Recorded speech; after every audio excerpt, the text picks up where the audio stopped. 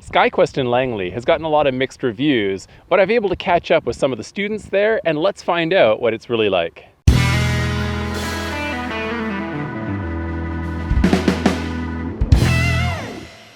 Hello my friends, welcome back to Late Departure. I'm Adam. I'm really happy to have you with me here again as I continue on my journey to become a pilot, and in doing so right now I'm trying to find the best flight school that I can so that I can get a good quality education, train well, and do the best that I can really. So I have been searching all over the place. As you know, I've talked with students from all the schools, most of the schools in Boundary Bay, in Pitt Meadows. And today I want to talk about Skyquest, which is out in Langley. Now Langley's really interesting because it's known for having a really short runway, and it's also a place where, there are a lot of different clubs there you can join. So it's a very interesting place to fly. It's a little bit far for me personally, but if it works for you, then of course that's great. But Skyquest itself, like online, some people have said they've had really good experiences. Some people have not really had as good of experiences. And I think it really depends on, as always, when you go there. So it's always important to talk with students who are currently attending the school. And again, I found some really mixed reviews from students who had attended at different times, but the ones who most currently attended had some very interesting things to say. So getting right into it here, in terms of plane and instructor availability, this was really a hot point for a lot of students. So one of the things that apparently is happening right now, and again, these are just the views of some people, so take this with a grain of salt, but according to some people right now, Skyquest is really similar to a lot of other schools like Monterey and all the other ones that are currently training international students.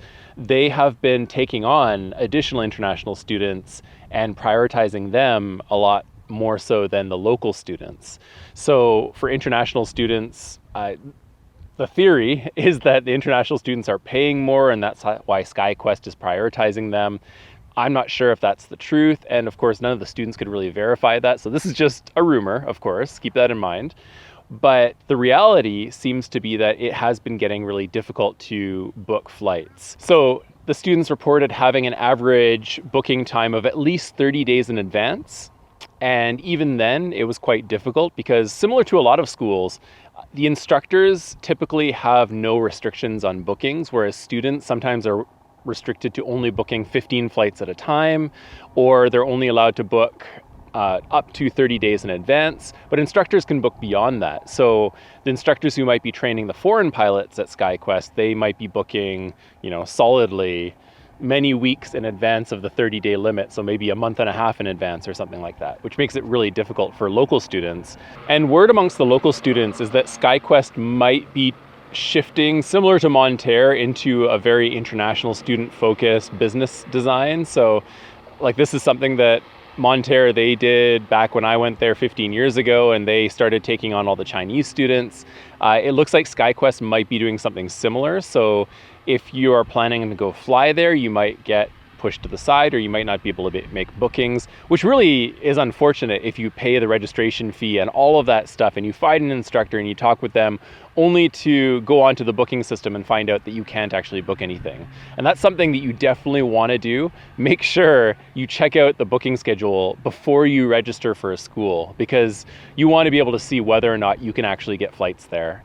Because if you're registering some schools where you're paying up to $1,000 to register and you can't fly, that would be terrible, right? Now, in terms of instructor availability, this is one of the other really big complaints students had.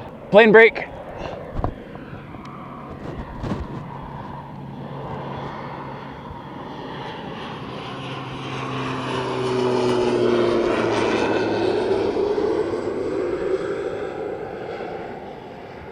And more than instructor availability itself, it seems that the instructor turnover rate is really, really high there. And of course, at any really busy school, this will be the case because you have instructors who are taking on anywhere from 10 to 15 students.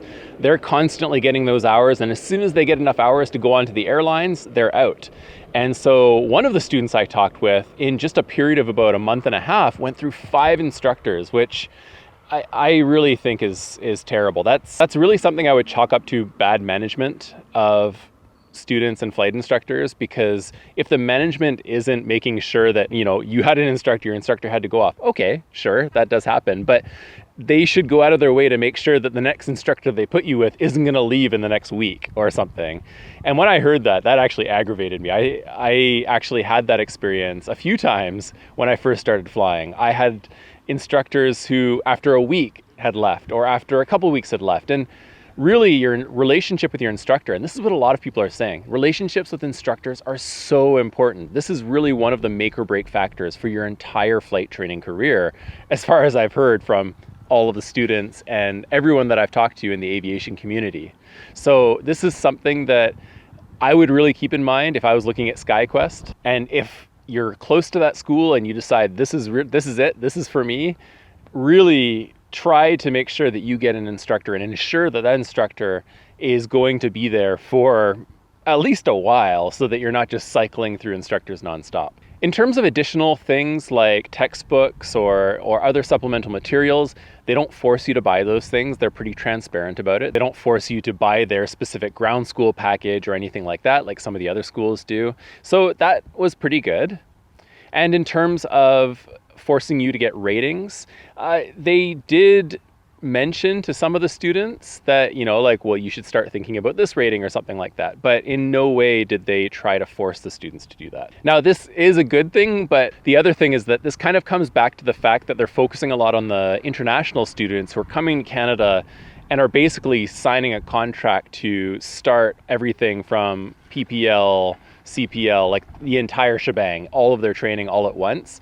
And so those students are really getting prioritized, while the local students, it's great if you stay, but they realize that a lot of local students are only going to be there maybe for a private pilot's license or something like that. So they're not really putting a lot of effort into the local students, it sounds like.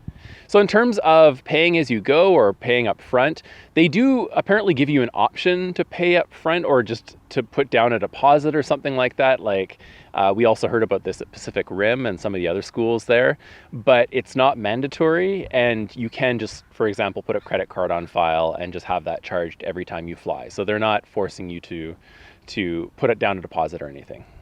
In terms of forcing unnecessary ground time, so there was something I heard at Skyquest from the students that I was really shocked by, but it's something apparently that is just one of their policies, and it's that no matter what you do, they charge a 0.2 hour ground time. So whether you need the ground briefing or not, or whether you're prepared or not, I guess if you're not prepared, of course, they could charge you more for it. But one of the biggest complaints from the students that I talked with is that some of them had gone in, they did all the preparations, they're ready to go right away. There was no ground briefing time necessary, but every single time they were charged for ground time. Some of the students who hadn't gone anywhere else just assumed, that's just the cost of business. That's what it's like everywhere, but that isn't what it's like everywhere. And like you've heard from my other videos there, a lot of the schools, they sometimes don't charge for ground, or they charge almost nothing for ground, or they charge very little time, a lot less than they actually should. And again, this is showing that the school really cares about the students. It shows that the school isn't just trying to turn a profit at every single opportunity they can. And it kind of sounds like Skyquest is doing that. So that's a bit, I don't want to say shady, but I don't think that's a very nice practice. And that's something that definitely would deter me from choosing this as my flight school. So in terms of maintenance, the students said the maintenance was pretty good. They didn't have any issues with anything falling apart or anything like that, but they do their maintenance at Pitt Meadows. Now what that means is that, similar to some of the other schools, it means that if they need to take a plane somewhere, it's that much more time to get the planes there and back from maintenance. It also means, and as some of the students said, some of the instructors would have to go on some days suddenly to go take an aircraft over to Pitt Meadows for maintenance and then come all the way back over to Langley. So this could, potentially mess up your bookings, or it could mean that the plane that you're used to flying wouldn't be available and would not be available for even longer.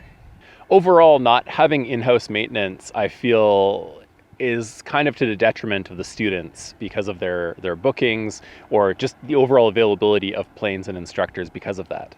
Now, I got some new questions that I've added to my questions list based on more research that I've done on the BC General Aviation group on Facebook. Again, BC General Aviation group and the Flying Canucks group on Discord. The links are in the description. Amazing places to go to ask questions.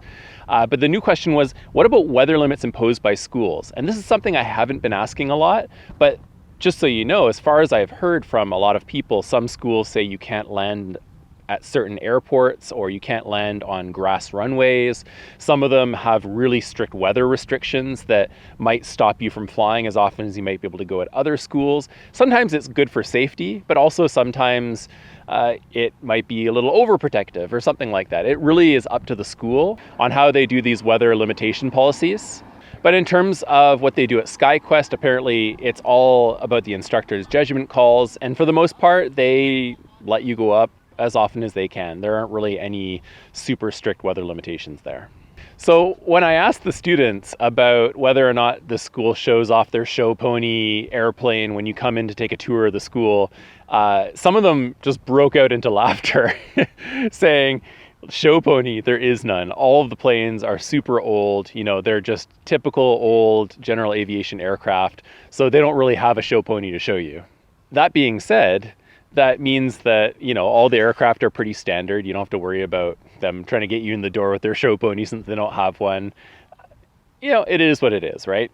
So finally, in terms of the school really helping you achieve your goals, this was something, again, that sort of varied between the students, but the overall consensus was that, especially for the students who were only there to do their private pilot's license, there really wasn't a lot of effort made to help them sort of map out how they would achieve their goals. So while they didn't mislead anyone and they're fairly transparent about everything, at the same time, they didn't show as much care as some of the students felt that they should have. Now, for me, I really don't like this, especially if they're charging an extra 0.2 hours of ground time every single time. I feel like they really should be taking the extra time to make sure that you're getting the flying education, the training that you need, that you're being helped along the way. But again, overall, it sounds like they're catering a lot more to the international students. And maybe it's true, maybe they will move to a fully international student only operation sometime in the future, and they're just phasing out the local students or something like that. I don't really know. So that's everything about Skyquest. And overall, I wouldn't say I'm super impressed, and I definitely see why there are mixed reviews. I think, according to some of the students, they do have some amazing instructors there. So the students who didn't go through 5 instructors over the course of a month or something like that, some of them did get some really solid instructors there that were really good at their craft, who were very professional, who were really great. But I think the reason why the reviews are mixed and why there's a lot of bad reviews mixed into that is that, again, things like gouging people for 0.2 ground time for every single thing, whether it's necessary or not, or prioritizing international students over local students. If you're an international student, that's great. Maybe it's a great opportunity for you, but again, you might also get charged more for it because, almost with every school in anywhere in North America, really, international students usually pay a premium, a lot more than the local students. And I think for a lot of these schools, that's, how they're making their money. You get these international students in, you're going to make maybe even double what you might make from local students. So of course, why not prioritize the international students? But where I personally stand on that is, if you're going to prioritize the international students, then be transparent about that operation. Maybe focus more on those students and don't bring in students that you're not going to really take care of, right? So again, as always, this is, just the views of some students. It should be taken with a grain of salt, but I hope that this helps you. It definitely helps me in making a decision. And I talk with these students and I definitely know that, this school is probably not for me because I'm looking for a little bit more value for my money. But, it could be for you. It might just be close to your home. There might be a whole bunch of factors here that you really like about the school. And if so, that's great. Go for it.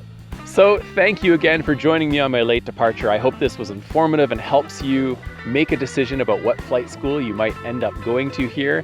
I know it's helping me a lot, and I hope that you can continue joining me along the way and we can do some really cool stuff as I learn how to fly. So as always, stay healthy, stay happy. If you're flying, fly safe, and I'll see you next time.